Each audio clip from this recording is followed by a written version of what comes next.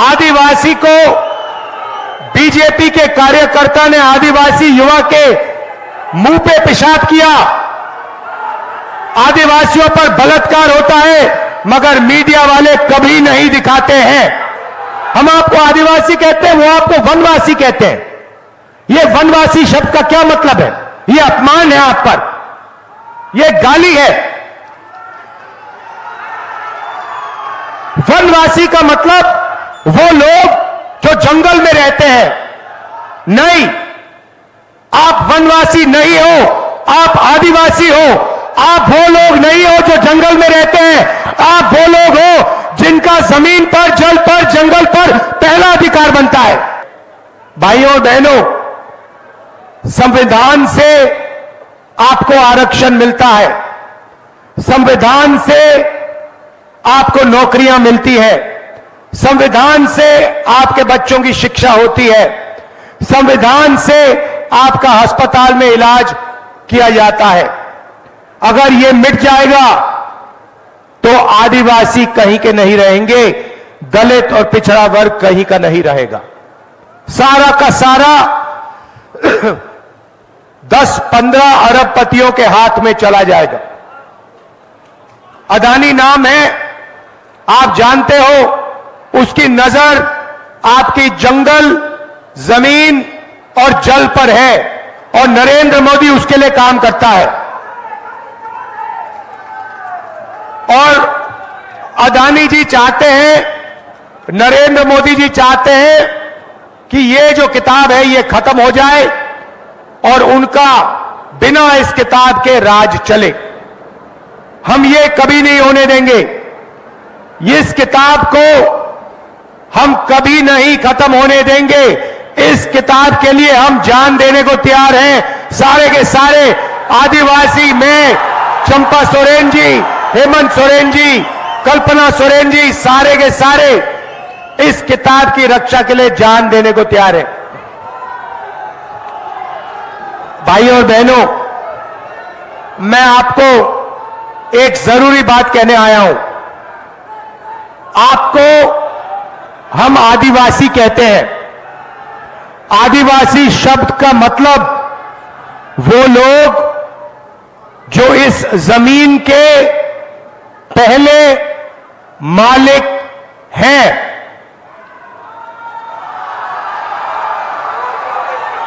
अब देखिए, अगर किसी खेत का मालिक होता है, किसी घर का मालिक होता है, तो उसको अधिकार मिलते हैं। तो जब हम आपको आदिवासी कहते हैं, हम ये भी कह रहे हैं कि जल, जमीन और जंगल ये सबसे पहले आपका था और क्योंकि ये सबसे पहले आपका था, इसीलिए आपको इस जल पर, जंगल पर, जमीन पर अधिकार मिलने चाहिए। और जो हिंदुस्तान में धन है, जो हिंदुस्तान की अलग अलग संस्थाएं हैं, उसमें आपको भागीदारी मिलनी चाहिए। ये हमारे प्रेस के मित्र खड़े हैं, ये पूरे हिंदुस्तान का माहौल बनाते हैं, मगर आपको मालूम है कि ये लोग आदिवासियों की बात कभी नहीं करते। आदिवासी को बीजेपी के कार्यकर्ता ने आदिवासी युवा के मुंह पे पेशाब किया। आदिवासियों पर बलात्कार होता है मगर मीडिया वाले कभी नहीं दिखाते हैं।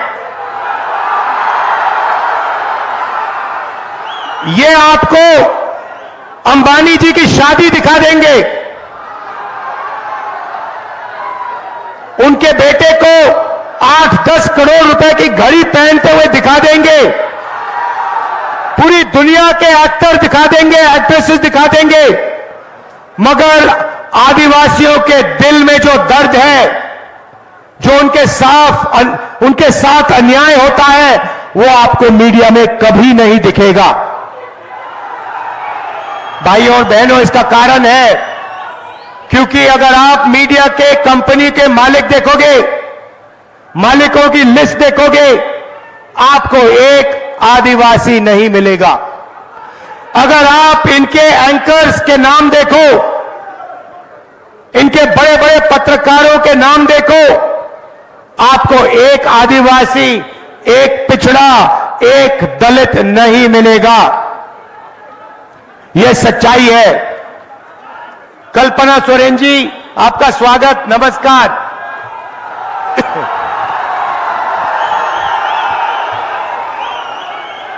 देखिए, इनके पति को जो चीफ मिनिस्टर हैं, उनको जेल में डाल दिया है।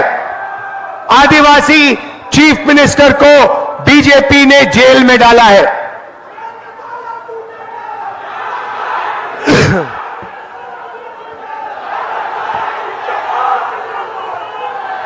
हेमंत सोरेन छूटेगा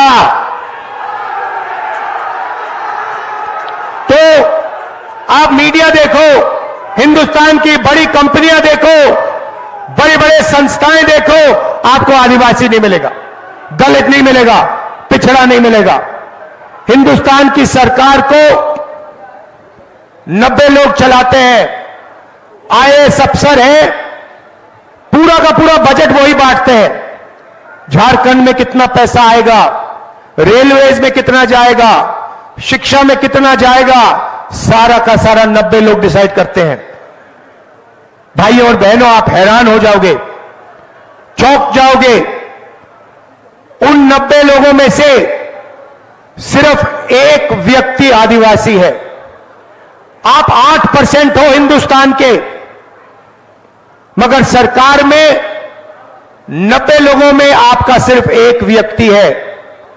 और वो जो अफसर है, दिल्ली में बेचारा काम करता है, उसे छोटे से ऑफिस में पीछे रख रखा है।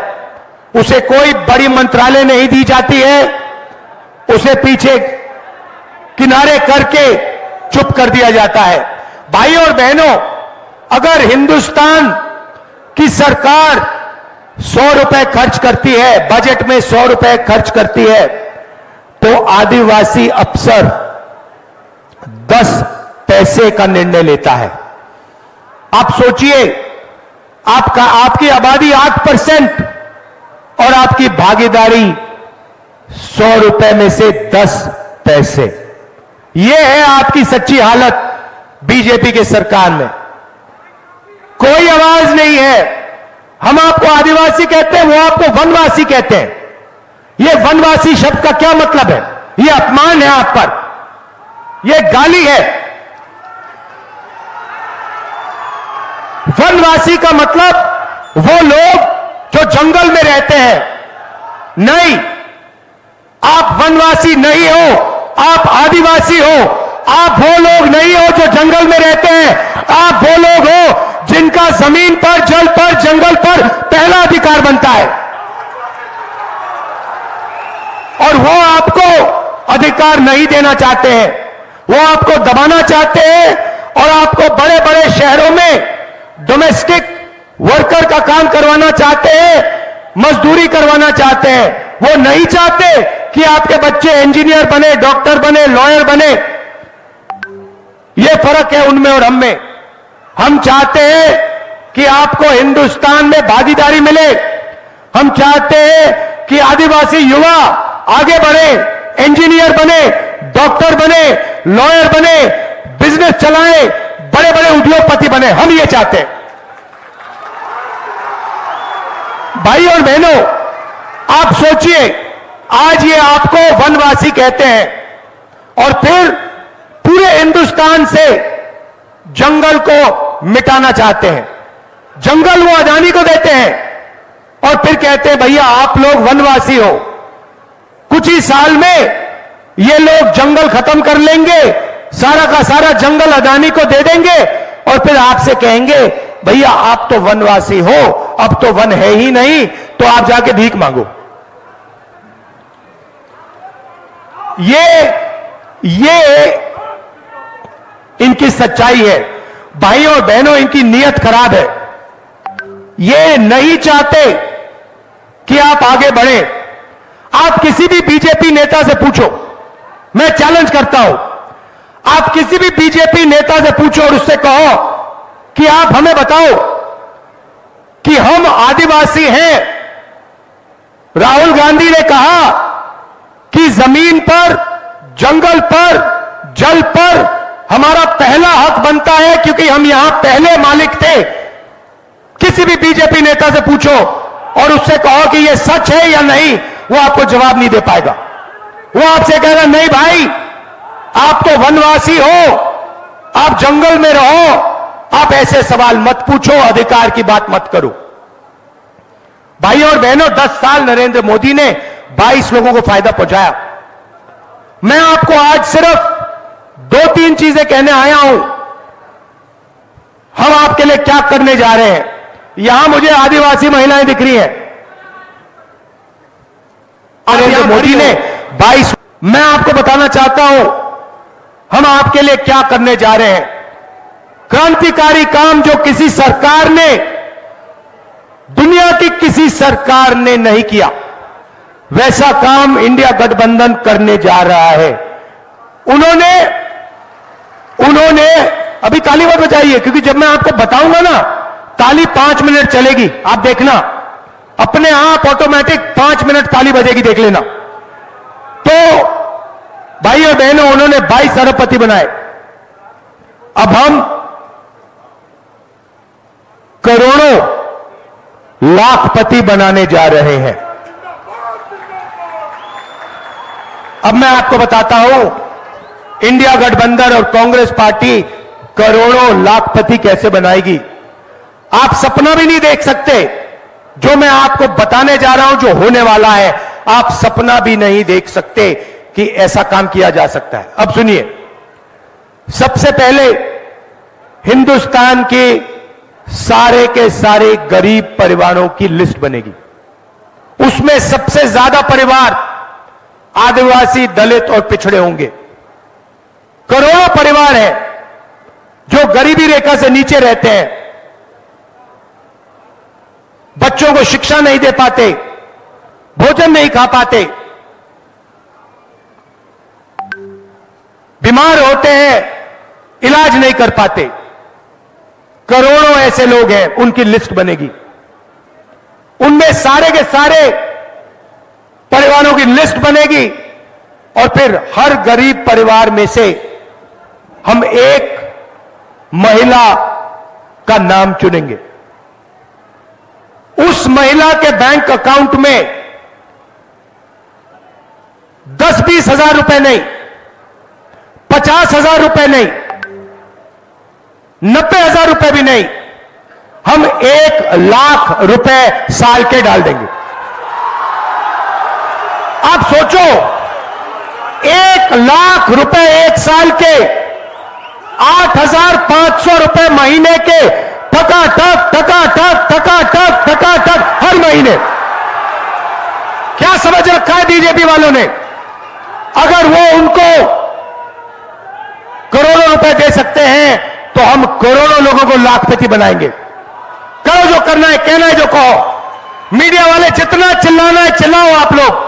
हम करोड़ों आदिवासियों को, दलितों को, पिछड़ों को लाखपति बनाने जा रहे हैं। बैंक अकाउंट पे साल का 1 लाख रुपए डालेंगे। ये लो, ऐतिहासिक काम है भाई और बहनों। आदिवासियों की जिंदगी बदल जाएगी, दलितों की, पिछड़ों की जिंदगी बदल जाएगी। आप अपने बच्चों का इलाज कर पाओगे, उनको शिक्षा दिलवा पाओगे, स्वादिष्ट भोजन दिलवा दोगे।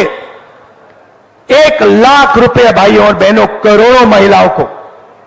अब बहुत सारे लोग मुझसे पूछ रहे हैं, राहुल जी आप महिलाओं को क्यों दे रहे हो? हमने क्या गलती की, पुरुषों ने क्या गलती की, मैं आपको बताना चाहता हूं। देखिए, 21वीं सदी में स्त्री और पुरुष दोनों काम करते हैं, मजदूरी करते हैं, जॉब करते हैं, नौकरी करते हैं। घर के बाहर 8 घंटा 10 घंटा दोनों स्त्री और पुरुष काम करते हैं और फिर दोनों घर वापस आते हैं और स्त्री, हमारी बहन, हमारी माता अब 8 घंटे और घर में काम करती है। भाइयों और बहनों, पुरुष 8 घंटे 10 घंटे काम करते हैं। 21वीं सदी में हिंदुस्तान की महिलाएं, आदिवासी महिलाएं 16-18 घंटे काम करती हैं। यह शायद हमारे भाइयों को बात अच्छी ना लगे, मगर यह बात सच है। और इसीलिए हम महिलाओं के बैंक अकाउंट में 1 लाख रुपया डालने जा रहे हैं। और मैं जानता हूं कि वो पैसा महिलाओं के बैंक अकाउंट में जाएगा, मगर हमारे जो भाई हैं दबाव डालकर, प्रेशर डाल के वो पैसा महिलाओं से भी थोड़ा ले लेंगे। सच है तो बोलना पड़ता है। भाइयों और बहनों, हम पैसा कानून लाए, जमीन अधिग्रहण बिल लाए, ट्राइबल बिल लाए, इन सब को बीजेपी ने कमजोर किया। हम आपका जल, जमीन और जंगल का हक आपको देंगे, आपकी जमीन वापस आपको देंगे। जहां तक रोजगार की बात है, पहली नौकरी पक्की स्कीम लाए हैं। जो भी ग्रेजुएट है, college graduate, school university graduate, diploma holder, adivasi वर्ग, दलित वर्ग, पिछड़ा वर्ग, गरीब, जनरल कास्ट के लोग, माइनॉरिटी, जो भी डिप्लोमा होल्डर्स हैं, कॉलेज और यूनिवर्सिटी के ग्रेजुएट्स हैं, उनको हम पहली नौकरी का अधिकार देने जा रहे हैं। आप जाएंगे, आप हिंदुस्तान की सरकार को कहोगे कि मैं बेरोजगार हूं, नरेंद्र मोदी ने मुझे बेरोजगार किया, मुझे झूठा वायदा किया था 2 करोड़ युवाओं को रोजगार देने का, वो झूठ था, उल्टा नोटबंदी कर दी, गलत जीएसटी लागू कर दी। अब मैं इंडिया सरकार से अपना अधिकार मांगना चाहता हूं, मुझे आप पहली नौकरी दीजिए, यह आपका अधिकार है। जैसे ही आप सरकार को कहोगे, सरकार को यह पूरा करना पड़ेगा, यह अधिकार आपको देना पड़ेगा। 1 साल की नौकरी, बेहतरीन ट्रेनिंग, 8,000 रुपए महीने के, साल के 1 लाख रुपए आपके बैंक अकाउंट में जाएंगे। हिंदुस्तान के सारे बेरोजगार युवाओं को इस स्कीम से जबरदस्त फायदा होगा। किसानों की बात करता हूं। किसानों को बीजेपी ने दबाया, कुचला, मध्य प्रदेश में उन पर गोली मारी। हम पहला काम किसानों का कर्जा माफ करने जा रहे हैं